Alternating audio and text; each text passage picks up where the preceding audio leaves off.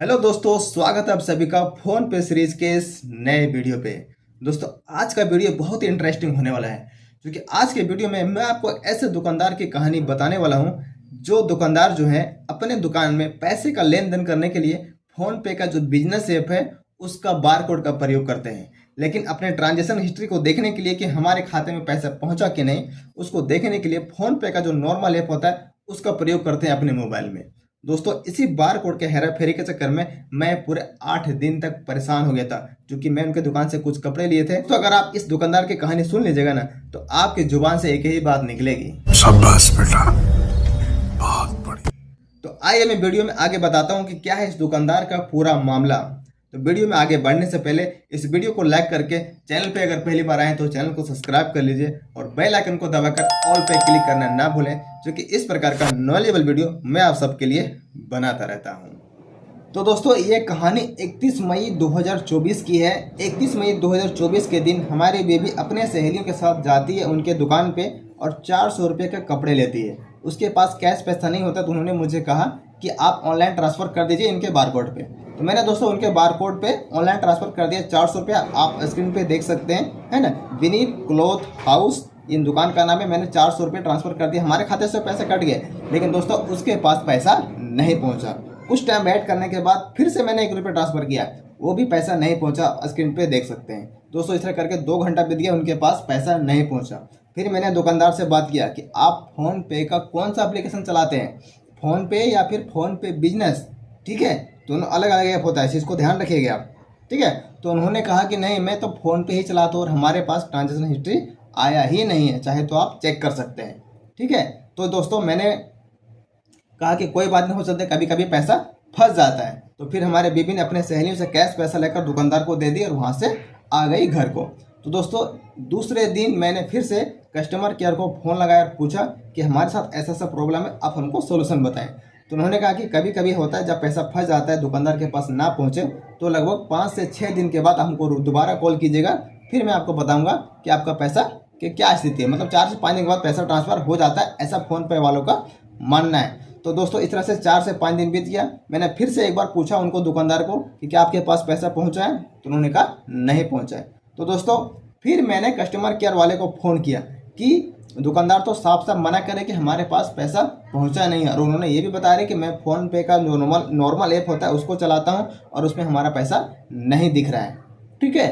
तो इस चीज़ को जैसे मैंने बताया कस्टमर केयर वालों को, तो उन्होंने साफ साफ बता दिया कि उनका जो बार कोड है वो फ़ोन पे बिजनेस का है, ना कि फ़ोन पे का नॉर्मल ऐप है, और उनके पास सक्सेसफुली पैसा ट्रांसफ़र हो चुका है। तो दोस्तों, कस्टमर केयर से बात करने के बाद, सेटिस्फाई होने के बाद, उन्होंने कह दिया कि आपके उनके खाते में जो पैसा है सक्सेसफुली ट्रांसफ़र हो चुका है, कोई भी दिक्कत नहीं है, ठीक है। अगर वो नहीं माने तो आप उनके मोबाइल में फ़ोन पे बिजनेस ऐप है उसको इंस्टॉल करके उसमें ट्रांजेक्शन हिस्ट्री को चेक कीजिएगा, सारे डिटेल आपको दिख जाएगा। तो दोस्तों, नेक्स्ट डे फिर मैंने उनके दुकान पे गया और उनसे सारी बातें बताई, तो फिर भी वो मानने को तैयार नहीं थे, क्योंकि उनके पास पैसा आया ही नहीं था। तो चक्कर यहाँ पे ये था कि वो फ़ोन पे बिजनेस जो ऐप था उनके मोबाइल में इंस्टॉल ही नहीं था, डिलीट मार दिए थे। बारकोड भले था फ़ोन पे बिजनेस का, लेकिन वो चला रहे थे फ़ोन पे का नॉर्मल ऐप, और वहाँ पे आपको ट्रांजेक्शन हिस्ट्री दिखाई ही नहीं दे रहा था। चक्कर यहाँ पे ये था, ठीक है। तो आप लोग समझिए दोस्तों, भले आपका अकाउंट एक ही हो, लेकिन अगर आप फ़ोन पे चलाते हैं और फ़ोन पे बिजनेस चलाते हैं, तो दोनों को ट्रांजेक्शन हिस्ट्री देखने के लिए अलग अलग ऐप को आपको यूज़ करना पड़ेगा, ठीक है। जिसका बारकोड होगा उसी का आप ऐप में जा करके ट्रांजेक्शन हिस्ट्री को देख सकते हैं, ठीक है। क्योंकि दोनों का ट्रांजेक्शन हिस्ट्री अलग अलग चेक किया जाता है, एक में आप नहीं देख सकते हैं, ठीक है। तो उस चीज़ को वो लोग समझ नहीं पा रहे थे और फ़ोन पे बिजनेस को डिलीट मार दिए थे। जब मैंने दोनों बारकोड को वेरीफाई किया कि जो दुकान में लगा था उसका, जो उनके मोबाइल में इंस्टॉल था उनका, दोस्तों मैंने फिर से 1 रुपये ट्रांसफ़र किया उनके खाते में, आप स्क्रीन पे देख सकते हैं। फिर भी ये जो पैसा है उनके खाते में चला गया और वहाँ पे दिखने लगा हिस्ट्री। तो मैंने बताया कि देखिए, ये जो मोबाइल आप चला रहे हैं एप्लीकेशन, ये अलग है, और जो फ़ोन पे बिजनेस है वो अलग है। तो दोस्तों, यहाँ पे जानते हैं एक समस्या और खड़ा हो गया। वो दुकानदार के साथ उनके घरवाली भी रहती थी और वो काफ़ी गुस्सा गई। आपको पता है ना औरतों का दिमाग कितना होता है। उन्होंने कहा नहीं नहीं नहीं नहीं, फ़ोन पे बिजनेस हम बहुत पहले चलाते थे, उसको बंद करवा दिया यार। ये जो बार कोड है ना, इसी फ़ोन पे का है, इसमें हमारा पैसा नहीं आया है। आप हमको इसमें पैसा दिखा दीजिए और अपना पैसा ले लीजिए, हमें कोई दिक्कत नहीं है। तो मैंने उसको कितना समझाने का प्रयास किया, फिर भी वो मानने को तैयार ही नहीं थी। मैंने दोस्तों फिर से उनके नंबर से फ़ोन पे वाले को फ़ोन किया और फिर उनको बताया कि ये लोग मानने को तैयार ही नहीं हैं, ठीक है, कि हमारे पास पैसा आया ही नहीं, आप इनको ज़रा समझाइए क्या बात है। तो उन्होंने उनको बताया कि आपका जो पैसा आपका जो बार कोड है फ़ोन पे बिजनेस का है, आप उसमें चेक कीजिए, आपका पैसा दिख जाएगा, ठीक है। और उन्होंने एक नंबर भी दिया कि अगर फिर भी आपको यकीन ना हो तो मैं आपको एक नंबर देता हूँ, इस नंबर को लेकर के बैंक में जाके चेक कीजिएगा, तो वहाँ पे आपको सारा डिटेल दिख जाएगा, आपका पैसा कब और कितने बजे आया, कितने तारीख को आया है, ठीक है। तब उन्होंने फिर से फ़ोन पे वाले के कहने के बाद फ़ोन पे बिजनेस जो है उसको इंस्टॉल किया और वहाँ पे जब मैंने ट्रांजेक्शन हिस्ट्री को चेक किया तो सारा वहाँ पे दिख गया 1 बाय 1 कि उनके पास पैसा कब पहुँचा है, कितने बजे पहुँचा है। फिर भी वो लोग मानने को तैयार नहीं थे, उनको विश्वास नहीं था कि हो सकता है ये कुछ गलत हो रहा है हमारे साथ, 400 रुपये का नुकसान ना करना पड़े। इस चीज़ को फिर से वेरीफाई करने के लिए लोग अपने किसी जानकार आदमी को बुलाते हैं जो थोड़ा ज़्यादा पढ़े लिखे थे उनके हिसाब से, ठीक है। जब वो दुकान में आते हैं और उसको देखते हैं तो वहाँ पे लिखा हुआ था कि योर अमाउंट इज़ सेटल, ठीक है। सेटल का मतलब होता है आपके खाते में सही सलामत पहुँच गया है, लेकिन इस चीज़ को उस भाई साहब ने बोल दिया नहीं, सेटल का मतलब होता है आपके खाते में पैसा आया ही नहीं है। यहाँ पे तो एक और समस्या आ गया भैया, ठीक है। उन्होंने बोल दिया आपके खाते हमारे खाते में पैसा आया नहीं है, ये तुम्हारे बैंक का प्रॉब्लम, अपने बैंक में जाके पता करो, ठीक है। मैं बोला देखिए भाई साहब ऐसा नहीं होता है, सेटल का मतलब होता है आपके खाते में पैसा पहुंच चुका है, ठीक है। यकीन ना रहो तो फ़ोन पे वाले ने एक नंबर दिया, इसको जाके आप बैंक में वेरीफाई करवाइए, आपको सारा डिटेल पता चल जाएगा। तो थोड़ा सा रिक्वेस्ट करने के बाद वो दुकानदार मान गया, ठीक है। और उस नंबर को लेकर के उनके बैंक में गया हम लोगों ने, और वहाँ पे जाके फिर कुछ देर लाइन में खड़ा होने के बाद उस नंबर को वेरीफाई करवाया बैंक द्वारा, तो उन्होंने साफ बोल दिया कि आपके खाते में सही सलामत पैसा आ चुका है, इतने तारीख को आ चुका है, ठीक है। मतलब 1 तारीख को 31 तारीख को मैंने ट्रांसफ़र किया था, 1 तारीख को पैसा आ चुका था उसके पास, ठीक है।